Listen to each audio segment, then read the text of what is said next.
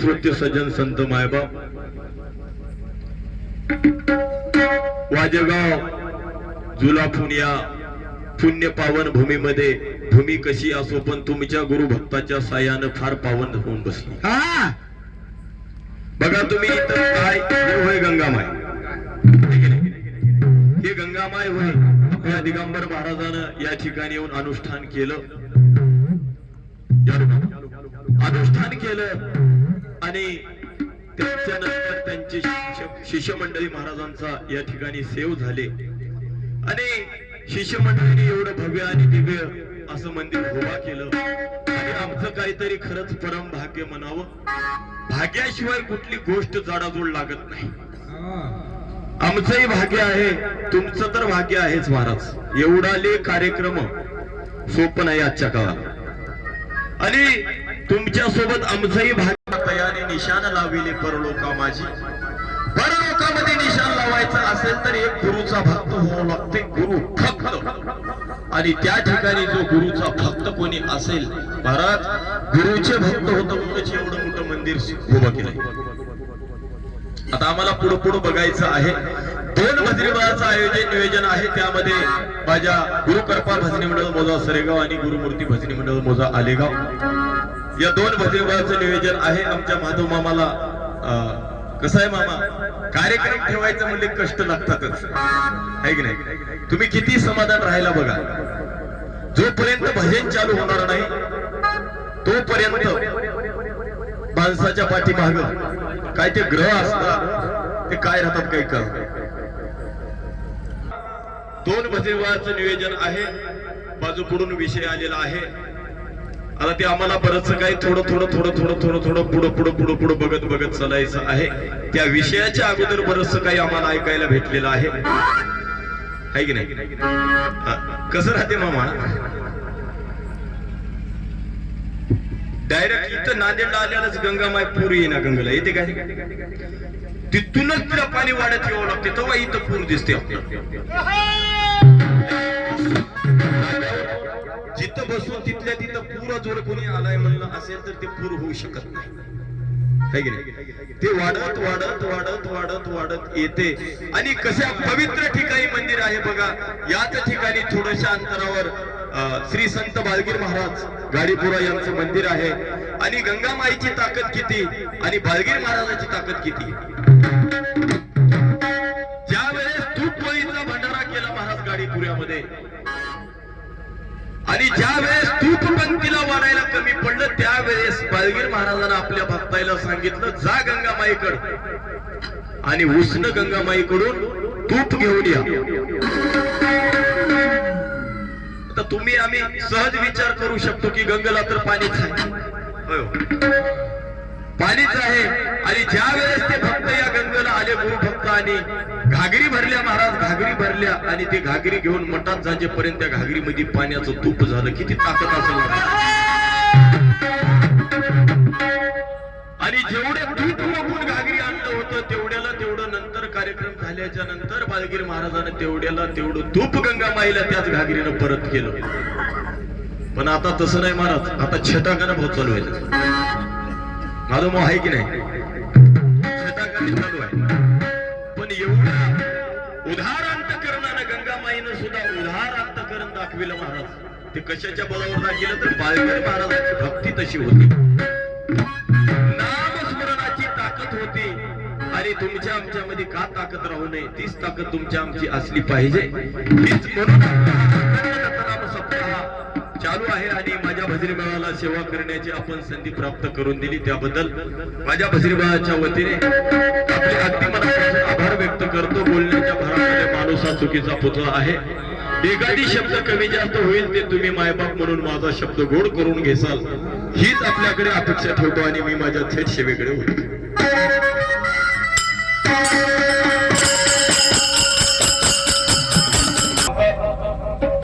जय जय सद्गुरु महामेरू भक्त जनासी तुझा आधारू सुखे तारीच्या भवसागर तुझ्या कृपेने जाणी जे देवा. भगवंताचं स्तवन करत असताना कवी करता सांगतो, तू सद्गुरु कसा आहेस, महामेरू आहेस. आणि देवा तुझा या भक्ताला इथले आधार आहे, म्हणूनच हा भक्त सुद्धा दत्त दत्त म्हणू शकतो. तुझा जर देवाचा जर ज्या कोण्या भक्ताला आधार नसेल तर तो दत्त दत्त म्हणू शकत नाही. प्रत्येक जीवावर भगवंत हा दयाच करतो, पण भगवंतानं जर दया या जीवावर केली तर आम्ही काय केलं पाहिजे? आमच्यावर दयाच केली म्हणून आम्हाला त्या नरकमुद्राच्या गर्भाच्या बाहेर ढकललं. महाराज आमच्यावर दया करून ढकललं. आणि त्यावेळेस आम्ही म्हणलो, देवा या आम्हाला नरककुंडाच्या बाहेर करा, मी तुमचं वेळोवेळी नामस्मरण करतो. ज्यावेळेस हा जीव त्या ठिकाणी त्या भगवंताला दया आली आणि याला गर्भाच्या बाहेर ढकललं. महाराज ढकलल्या ढकलल्याचे वैमान झालं. मी कवा म्हणलो म्हणायचं दुसरं काही. ते आवाज बोललेला डायरेक्ट बाहेर नेऊन फेकाले. पहिलं सुरूला बरा होता बघा आहेस. आणि त्या भगवंताचं वर्णन करत असताना आम्हाला कमी वेळामध्ये बराचसा विलंब झालेला आहे आणि बऱ्याच भक्ताईची भजनावर परिपूर्ण खूप असं प्रेम करणारा हा भक्त मिळाला आहे. आणि आम्हाला कमी वेळामध्ये परिपूर्ण सकाळी 6 वाजेतून आम्हाला सेवा द्यायची. आता 7 दिवस इथं भक्त शेतीच होते मामा पाऱ्याला माधव मोहन. कोणी शेती होतं, कोणी झोपून होतं. आता लास्टचा दिवस होय, सकाळी 6ला काकडा आहे. लास्टच्या दिवसापर्यंत येऊन सुद्धा झोपायलेत. कमाल आहे की नाही? काय कमाल म्हणा. झोप कोण होय म्हणाल्या? झोप काळाची बहीण, झोप काळाची बहीण, कशी आली जाणारी ना, कशी आली जाणारी ना. झोप काळाची बहीण कशी आली जाणारी. भजन श्रवण करण्यासाठी जर कोणी बसल्या, कोणी भजन म्हणण्यासाठी बसल्या, त्याला भजन म्हणू दे ना, त्याला ऐकू दे. कीर्तनात जाऊन बसलं तर त्याला कीर्तन ऐकू दे ना. किती गमतीची झोप आहे. आणि त्या झोपामध्ये ती जर झोप आली तर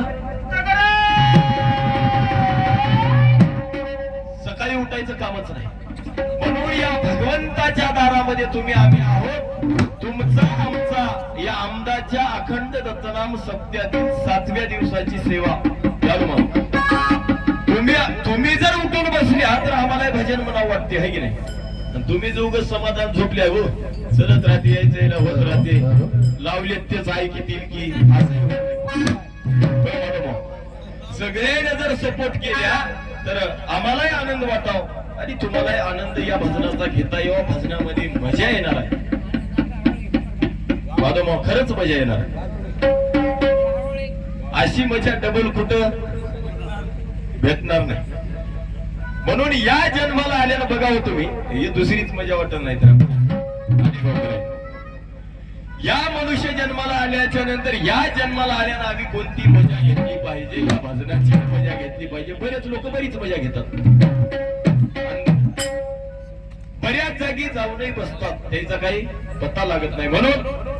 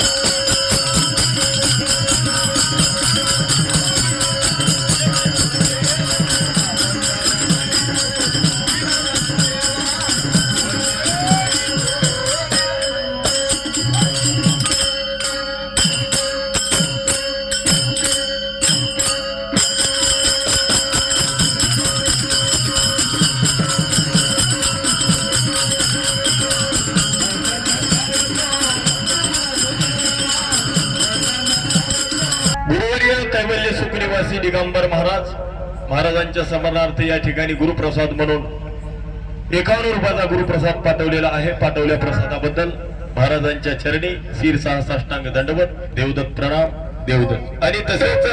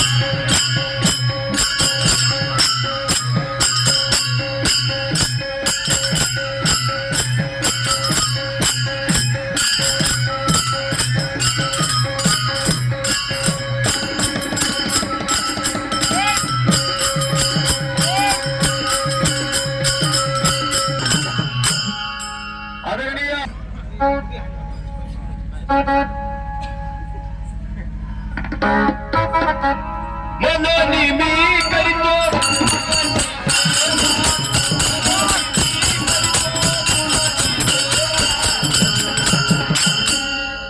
वंदन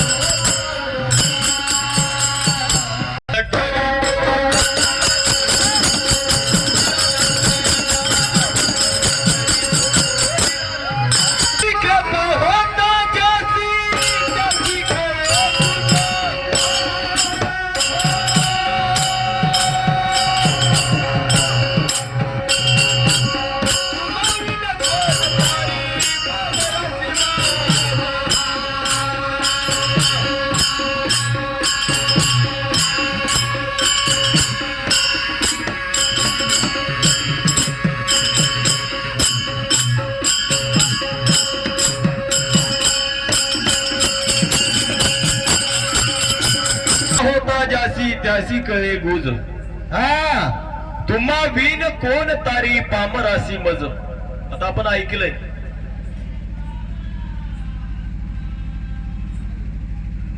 कोणी म्हणती तुला सगुण, कोणी म्हणती तुला निर्गुण. घराच्या खांडणी मधलं वाक्य आहे, खांडणी आहे. खरं आहे महाराज. कोणी सगुण म्हणालय, कोणी निर्गुण म्हणाले. कोणी म्हणलं तर म्हणलं, आपण काय म्हणाले नेमकं? आदो मामा जग कराले म्हणून आपल्याला करायला करायचे काय? करायच नाही. पण त्या सगुणाच्या आणि निर्गुणाच्या मधला किती अंतर असेल? हो, फार मोठा अंतर असेल काय? आणि खरंच सगुण जर देव झालाच नसता तर निर्गुणाचं भजन आपल्याला करायचं होतं काय? बघा तुम्ही करता येते का? आता फक्त आपल्याला म्हणायचं आहे, कोणी म्हणती तुला सगुण रे, कोणी म्हणती तुला निर्गुण रे. फक्त म्हणतातच महाराज, पण याच्यामध्ये अंतर किती असेल? अंतर काय खरंच फार लई लांब असेल? 500 किलोमीटरचा असेल, काही 1-2 किलोमीटरचाच असेल महाराज. हो, त्या सगुणाच्या आणि निर्गुणाच्या मध्ये सुद्धा गुण लागलेत.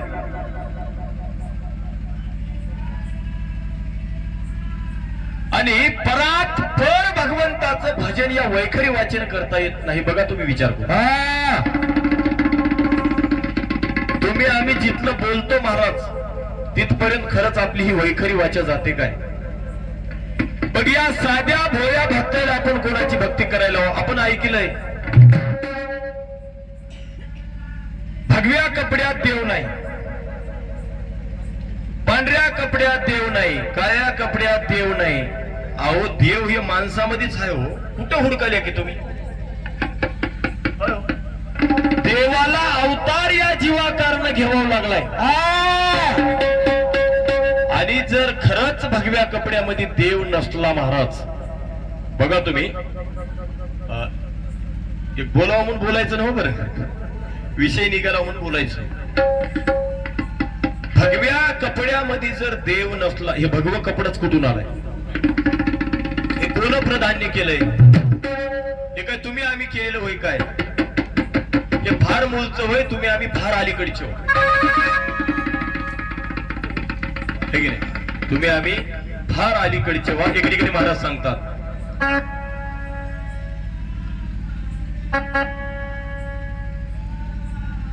या भगव्या कपड्यामध्ये जर देव नसेल तर आम्ही भक्ती कोणाची करायला? आम्ही गुरु कोणाला म्हणाल्या? जीवाला गुरु हा करावा लागतो. पहिली बाजू.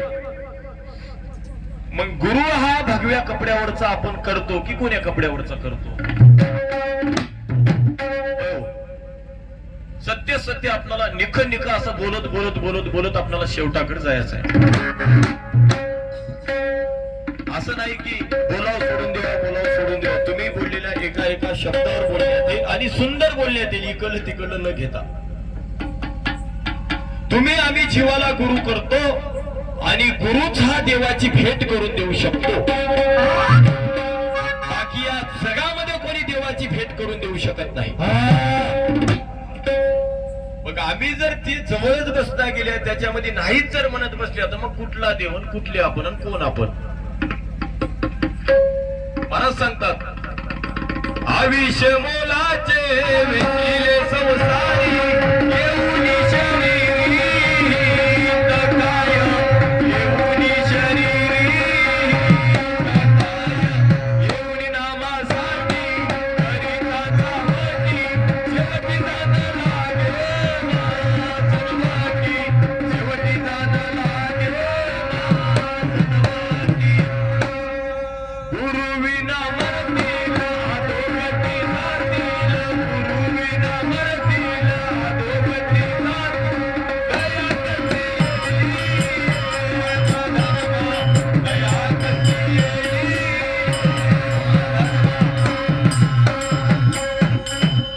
येम धर्माला दया येईल काय म्हणालो यार, गुरुच केला नसला तर. होय म्हणून आमचं मामा येतो, आम्हाला गुरु करावा लागतो. ज्यानं गुरु नाही केला त्याचा जन्म वाया गेला. आपण महापूजेवर म्हणता की सगळं सोपं भजन आहे. आणि आपलं भजन म्हणलं आंबटवाड, तुम्हाला माहित आहे आपलं काम दादा कोण घेऊन या. जेवढं आपल्याला जमते तेवढं मोकळं सांगता आपण माणसं. पोटात गुढे ठेवून काय भजन करणारे आपण माणसं. जेवढं जमल तेवढंच होईल. बाकी इकडलं तिकडलं ऐकून इथं सोडायचं माईकवर न. हे वाचेचा दोष लागते महाराज. हे माईक काय सोपं आहे का? तुम्ही एवढे ऐकल्या, आमच्यापेक्षा कितीतरी तुम्ही भजने ऐकल्या, कितीतरी ज्येष्ठ आहात, श्रेष्ठ आहात, ज्ञानी आहात. आणि आम्ही जर इकडले काढून काहीतरी तर अवघड आहे म्हणा. पण आहे हो, तुम्ही गपचूप ऐकून गेल्या म्हणजे काय होत बघ. आम्हाला कोणी म्हणती तुला निर्गुण, कोणी म्हणती तुला सगुण, याच्यामधला फरक बघायचा आम्हाला एक कळावं. आणि मग आम्ही काय सगुणातल्या देवाचं भजन करावं की निर्गुणातल्या करावं, आम्हाला एक कळावं. म्हणजे कळालं म्हणजे सोपं होते. आणि सोपं झालं म्हणजे मला तर वाटते दत्त जे भजन, दत्त जे माणूस पाऱ्याला बसून म्हणते की नाही, त्याच्या एवढा भाग्यवानच जीव नाही. आपणाला कळते तिथून आदो मामा. बघ आता ते सगुणातला राहो की निर्गुणातला राहो. बघ आता ते आम्ही दत्त म्हणालेलं सुद्धा काय सगुणात बसते की निर्गुणात बसते मामा, ते आम्हाला बारकाईनं बघायचं आहे. तुमचंच वाक्य आहे, आमचं काही नाही. आणि तुमचं जे वाक्य आहे त्याच्यावरही बोलण्यात येईल, त्याची काही तुम्ही चिंता करू नका. अजून बोललो नाही म्हणा हो. आणि दुसरी बाजू असं इथं देव नाही, तिथं देव नाही, या कपड्यात नाही, त्या कपड्यात नाही, असं काही म्हणत बसू नका. देव नाही अशी जागाच नाही. आपण आरतीमध्ये म्हणतो सर्वाघटी आनंद सर्वाचे सार आकार निराकार पराहून पर. कुठं काय आलं माय? कुठंच काही नाही. अशी जागाच नाही जिथं देव नाही, अशी तिथं जागाच नाही. म्हणून आम्हाला मानावं लागते देवाला या जीवाकारणे या कर्मभूमीवर अवतार घ्यावा लागला. मानवी वेशामध्ये देव अवताराला आले महाराज. आपल्या आनंदपाठामध्ये बघा तुम्ही, मायेत फुलला जीवा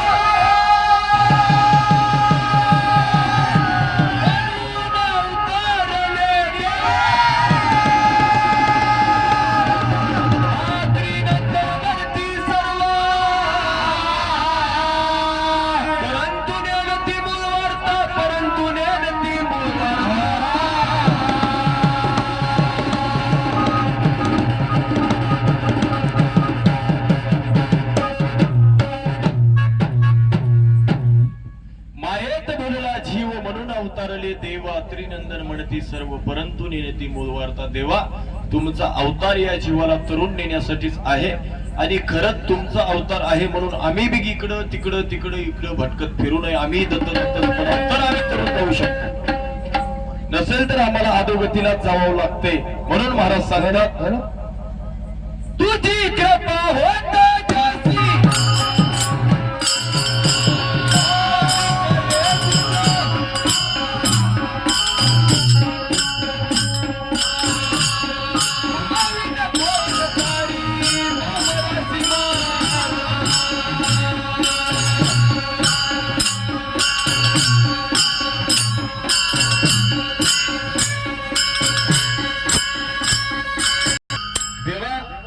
तू मला तरुण नेणार आहेस म्हणून मी तुझंच अखंड दत्त दत्त नाम घेतो. का घेतो? म्हणून मी करीतो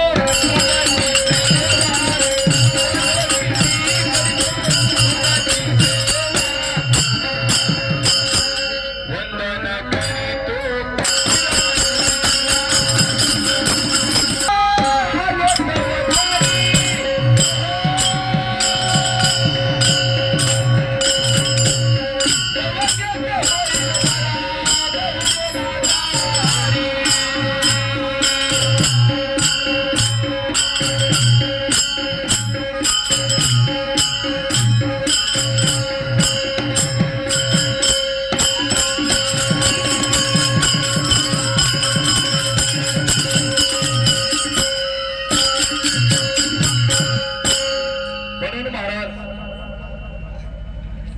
आलेगाव भजनीबाबाकडून आपल्या पुढं प्रमाण आलेलं आहे आणि विषय आलेला आहे.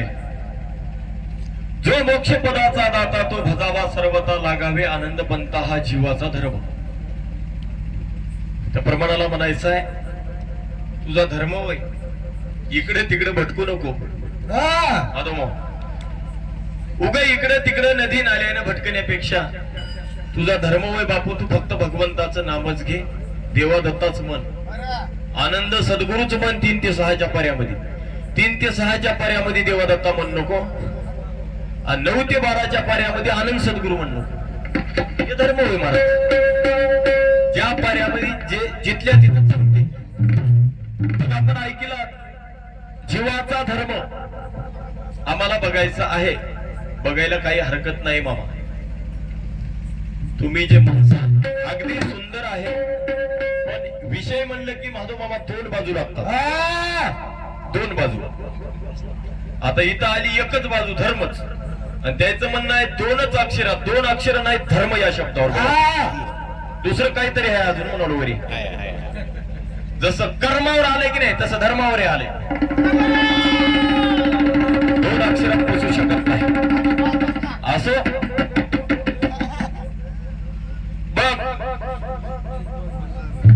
सिद्धांत वेगळंच सांगायलाय माधव मामा. लक्षपूर्वक ऐका थोडक्यात.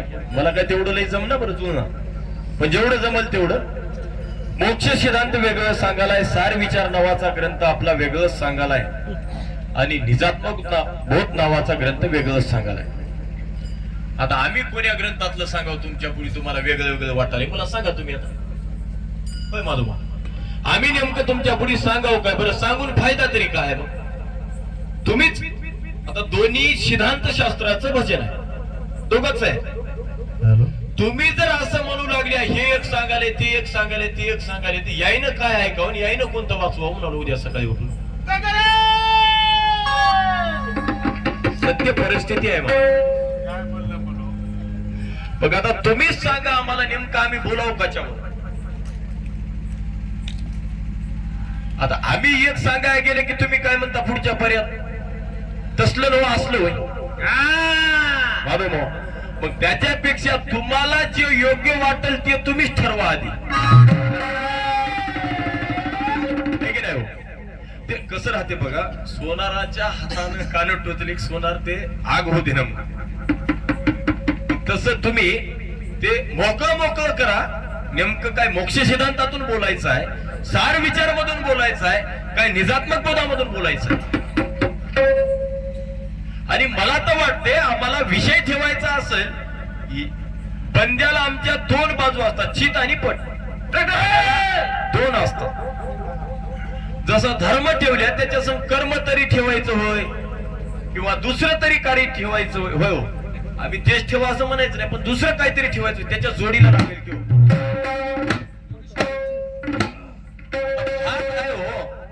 भात हाय माधव मामा, पण हिरव्या भाजी सगळं भात काय म्हणजे जोड लागते का, त्याला पातळ वरणच पाहिजे असं म्हणावलं मी. त्याची त्याला जोड लावावं लागते. जशी आपण भाता संग वरणाची जोड लावता हो, भाजी संग चपातीची जोड लावता की नाही आपण, बघ तशी आम्हाला जोड लावावं लागते मामा. आणि रागही येऊ देऊ नका, खरं ते सांगावलं म्हणजे काय नाही. 5 ते 6 मिनिटं उरले तर मग आलंय जवळ, ते आलं नाही हो, टाइम घंटा जवळ आलाय म्हणणार. असो बघ, आम्हाला हे बघायचं असेल तर आमच्या पुढे विषय म्हणले की दोन बाजू असतात. पण आता तुम्ही एकच विचारल्या, बरं विचारल्या तर विचारल्या, त्याच्यावर शंका तुम्हीच उपलब्ध केल्या मामा, आमच्याकडून काही शंका उपलब्ध नाही. पण हे तर बघूत, हे काय बघायच्या बघूत पुढच्या पर्यात, पण या निर्गुणाच्या आणि सगुणाच्या मधला गॅप बघूत अगोदर आहे की नाही. या विषयाच्या अगोदरच्या गोष्टी होती. आणि देव नाही म्हणाल्या भगव्या कपड्यात नाही, इकडे नाही तिकडे नाही, मग देव नेमका आहे तरी कुठं. हे एक तुमचंच वाक्य होय, तुम्हीच ते दोन वाक्य आम्हाला निर्मळ करून द्या या पर्यात. म्हणून हे तमनी धरणी